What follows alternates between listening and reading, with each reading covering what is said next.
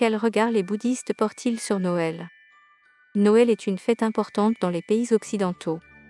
Au début du christianisme, lorsque l'Église était persécutée par les Juifs et l'Empire romain, il n'y avait pas de tradition de commémoration de la naissance de Jésus. Cependant, au IVe siècle, lorsque l'empereur romain a fait du christianisme la religion d'État, l'Église a commencé à être confrontée à la tâche d'éduquer les peuples et à instituer des festivals pour commémorer la naissance de Jésus et ses actes.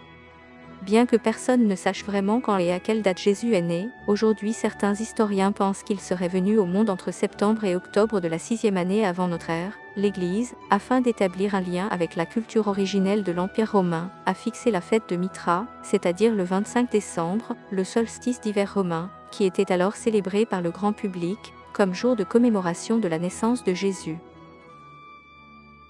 Aujourd'hui, beaucoup d'enfants ont oublié l'existence de Jésus, mais ils se souviennent d'un autre personnage de fiction qu'ils préfèrent entre tout, le Père Noël, parce qu'il leur apporte des cadeaux et qu'il satisfait presque autant que possible leurs souhaits.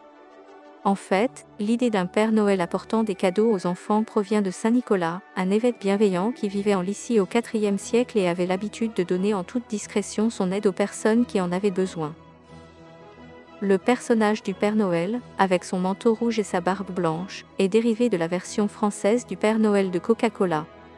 Dans les années 1930, la campagne publicitaire de Coca-Cola a conçu les vêtements du Père Noël en rouge et blanc pour qu'ils correspondent au design des canettes de Coca-Cola.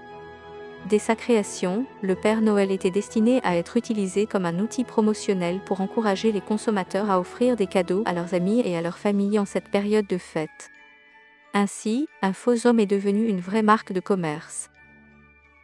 Le bouddhisme célèbre-t-il la naissance d'un saint? Si vous êtes comme le 6e patriarche du bouddhisme Chan, vous avez découvert votre vrai cœur dans la phrase « Un état de non-attachement, à tout moment, donne naissance à votre pensée ». Texte du Sutra du Diamant. Vous êtes devenu alors un vrai sage. Lorsque vous avez obtenu la sagesse du Dharma sans commencement, vous êtes devenu un vrai saint.